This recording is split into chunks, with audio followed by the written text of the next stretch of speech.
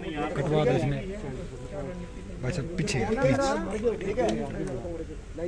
वैसे तो हमारा ये अनौपचारिक मंत्रिमंडल की बैठक करने का एक लगातार नियम चलता रहा है। थोड़ा कोविड के कारण से इस बार हम थोड़ी देरी से बैठे, तो भी आज बैठे थे तो अनऑफिशियली अनौपचारिक तौर पर बहुत से विषयों पर चर्चा हुई है। विशेष तौर पर जैसे आज का वातावरण चल रहा है, ये जो किसानों का जो आंदोलन खास करके दिल्ली में कुछ जगह पर किसान एकत्र होकर के और अपने मांगों के बारे में जो लगातार बात कर रहे हैं, इसमें कई दौर बातचीत के केंद्र सरकार के प्रतिनिधियों के साथ उनके हो चुके हैं और एक जिसको कहना चाहिए एक संतोष का विषय ये है कि उनकी मांगों में बहुत सी मांगों पर केंद्र सरकार ने मानने के संकेत दिए हैं। 5-6 डिमांड्स जो थी वो सब मानने के लिए केंद्र सरकार ने कहा है और मैं समझता हूँ कि आज जैसे किसानों की बातचीत हो रही है, कुछ किसानों ने ज़रूर ये कहा कि हमको ये मंजूर नहीं है, लेकिन बहुत किसान ऐसे भी हैं जो इस मत के हैं कि इन बातों को स्वीकार करना चाहिए। और मेरी अपील भी है उन किसानों को कि ये जो विषय हैं, उनकी जितनी शंकाएं थी उनको दूर करते हुए ये जो समाधान किया जा रहा है ये उचित समाधान है और किसानों को अपना धरना जो समाप्त करना चाहिए। और सर्दी का मौसम है, कोरोना का काल है, इसलिए सबको जाकर के अपने अपने काम में लगना चाहिए। इसी को एक मैं कह सकता हूँ कि एक सफलता के रूप में आगे बढ़ाना चाहिए। सीएम साहब, केंद्र सरकार ने 3 काले कानून बनाए, ये किसानों का कहना है और वो उनकी लगातार ये मांग है कि इनको खारिज किया जाए, लेकिन आप स्टेट गवर्नमेंट के नाते, हालांकि विधानसभा का सेशन हो चुका है, आपकी तरफ से जवाब आ चुका है, लेकिन क्या आप सोचते हैं अभी भी कि कुछ स्टेट गवर्नमेंट भी अपने स्टेट के किसानों को किसी तरह से कोई लक्ष्य कर सकती है? देखिए, उनकी जो शंकाएं हैं वैसे तो निर्मूल हमने सिद्ध कर दी हैं। प्रोक्योरमेंट के नाते से हमारी प्रोक्योरमेंट जितनी हुई है बहुत स्मूथ और पीसफुल सारी प्रोक्योरमेंट हुई है। चाहे वो धान की प्रोक्योरमेंट 56-57 लाख मीट्रिक टन धान खरीदा गया है, 7.5 लाख मीट्रिक टन बाजरा खरीदा गया है और हम ऐसी फसलें जो आसपास के प्रांतों में कहीं भी नहीं खरीदी जा रही हैं, चाहे वो मूंग है, मूंगफली है। ये मूंगफली पहली बार हरियाणा में उसकी प्रोक्योरमेंट हमने शुरू की है और उससे पहले भी सूरजमुखी, सरसों ये भी हम खरीदते रहे हैं और हम आगे आने वाले समय में इन सब फसलों को MSP पर खरीदेंगे। ये हमने आश्वासन दिया है, करके भी दिखाया। और जहाँ तक मंडियों का विषय, मंडियाँ जितनी हमारी मंडियाँ पहले से चल रही हैं, मंडियों पे भी हम बढ़ोतरी करेंगे, ये हमने आश्वासन दिया है। कोरोना के समय में तो हमने 1800 खरीद के केंद्र गेहूँ के लिए बनाए थे, तो ये सारे विषय पहले भी हम करते रहे हैं और आने वाले समय में भी किसानों की कोई कठिनाई नहीं आने देंगे, उनको विश्वास दिलाया है। किसानों की जो भी कठिनाइयाँ होंगी उसके ऊपर हम सहानुभूतिपूर्वक विचार करेंगे। आपके गठबंधन के सहयोगी हैं सर, वो कह रहे हैं कि मुकदमे जो किसानों पे दर्ज हुए पिछले दिनों में जब उन्होंने दिल्ली कूच किया, वो मुकदमे वापस होने चाहिए, उस पर कोई सहमति बनी है सर? देखिए, वो बहुत सामान्य विषय है, कोई बड़े विषय नहीं है वो। और वो यानी एक छोटी मोटी कोई बात ऐसी हो भी जाती है तो वो सब बातों के ऊपर विचार किया जाएगा, सबको ठीक किया जाएगा।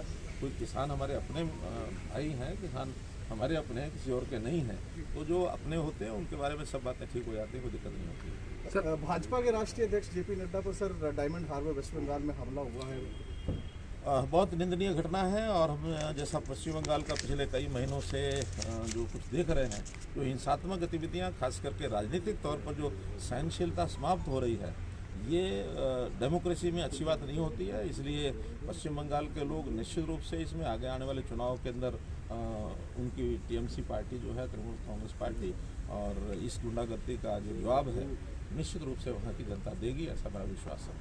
सीएम साहब, आपकी पार्टी गठबंधन के साथ सत्ता में है, गठबंधन के कई विधायकों निर्दलीय जो कई विधायक जिनका सरकार का समर्थन था, वो कह रहे हैं कि सरकार बाद में है, हम पहले किसान हैं और किसानों के साथ हैं, अपना सीधा समर्थन किसानों को दे रहे हैं। भूपेंद्र सिंह हुड्डा कह रहे हैं कि सदन बुलाया जाए विधानसभा का और सरकार अविश्वास में आ चुकी है, अपना विश्वास साबित करें। देखिए, जहाँ तक कांग्रेस की बात है, वो लोग तो बात करने के लिए, चर्चा करने के लिए तैयार नहीं हैं, भाग खड़े हुए हैं। और वो किस मुंह से वो चर्चा करेंगे, क्योंकि जो कुछ उनका व्यवहार रहा है वो सब जनता जानती है और सारे जगत जानता है कि ये सारे जो विषय थे ये उनके समय में ही खड़े हुए थे। और उनके विषय के जितने भी ये जो कानून के अंदर परिवर्तन किया जाए और APMC में भी कानून में बदलाव किए जाए, ये उनके नेता सारे कह चुके हैं। शरद पवार जब कृषि मंत्री थे उस समय भी ये सारी बातें उन्होंने कही। भूपेंद्र हुड्डा, उन्होंने भी 2011 के अंदर ये सारी बातें कही।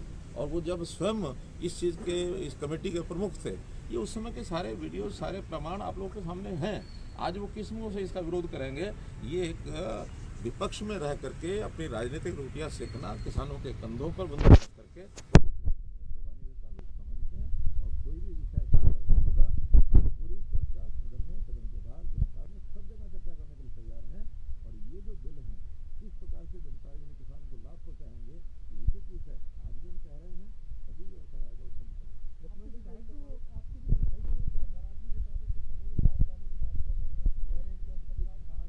किसान कोई अलग है और हम अलग है, ऐसा नहीं है। हमारा कोई दो ग्रुप थोड़ी, हम सब किसान हैं, किसान का हित सोचते हैं, चाहे हम हैं, चाहे सरकार है, सब किसानों के हित में सोचते हैं।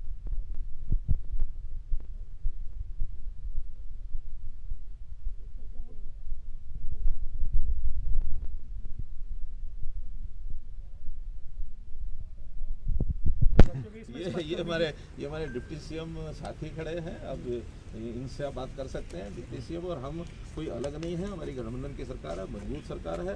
और इस मजबूत सरकार के नाते से अभी तक जो हम काम किया है, आगे भी लगातार 4 वर्ष जो है इसके अंदर गठबंधन मजबूती से चलाएगा सरकार। कहीं किसी प्रकार की दिक्कत नहीं है।